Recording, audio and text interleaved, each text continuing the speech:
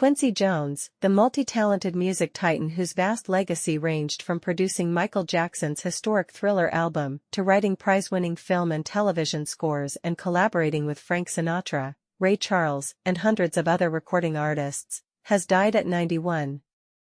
Jones' publicist, Arnold Robinson, says he died Sunday night at his home in the Bel Air section of Los Angeles, surrounded by his family. Jones was to have received an honorary Academy Award later this month. Tonight, with full but broken hearts, we must share the news of our father and brother Quincy Jones' passing, the family said in a statement. And although this is an incredible loss for our family, we celebrate the great life that he lived and know there will never be another like him.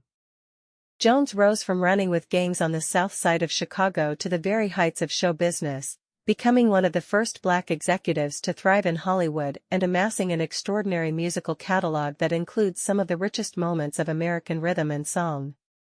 For years, it was unlikely to find a music lover who did not own at least one record with his name on it, or a leader in the entertainment industry and beyond who did not have some connection to him. Jones kept company with presidents and foreign leaders, movie stars and musicians, philanthropists and business leaders.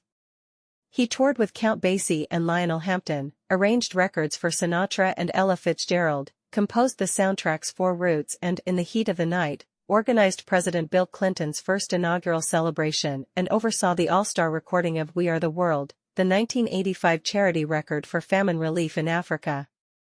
Lionel Richie, who co-wrote We Are the World and was among the featured singers, would call Jones the master orchestrator.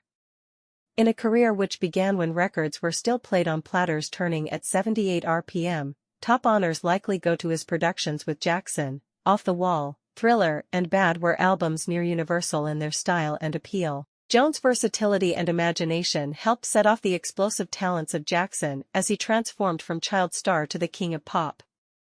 On such classic tracks as Billie Jean and Don't Stop Till You Get Enough, Jones and Jackson fashioned a global soundscape out of disco, funk, rock, pop, R&B, and jazz and African chants.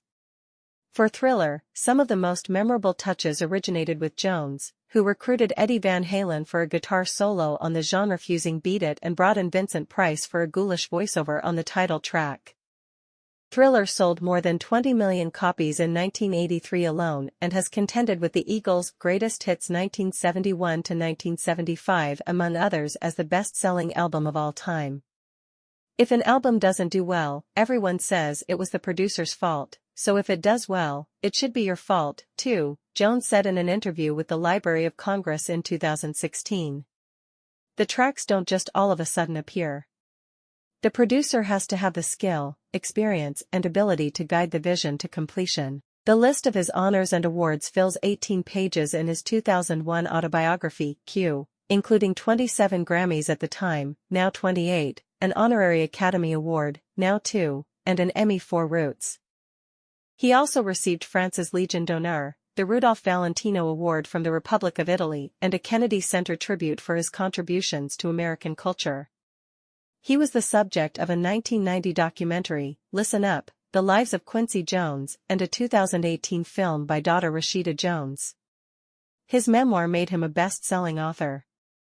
Born in Chicago in 1933, Jones would cite the hymns his mother sang around the house as the first music he could remember, but he looked back sadly on his childhood, once telling Oprah Winfrey that there are two kinds of people, those who have nurturing parents or caretakers, and those who don't. Nothing's in between. Jones' mother suffered from emotional problems and was eventually institutionalized, a loss that made the world seem senseless for Quincy. He spent much of his time in Chicago on the streets, with gangs, stealing, and fighting. They nailed my hand to a fence with a switchblade, man, he told the AP in 2018, showing a scar from his childhood. Music saved Quincy Jones. As a boy in Chicago, he was drawn to a neighbor's piano and later discovered his passion at age 11 in Washington state. By his teens, he was playing trumpet and befriended Ray Charles, then earned a scholarship to Berkeley but left to tour with Lionel Hampton's band. Jones backed Billie Holiday as a teen, and by his 20s, led his own jazz band.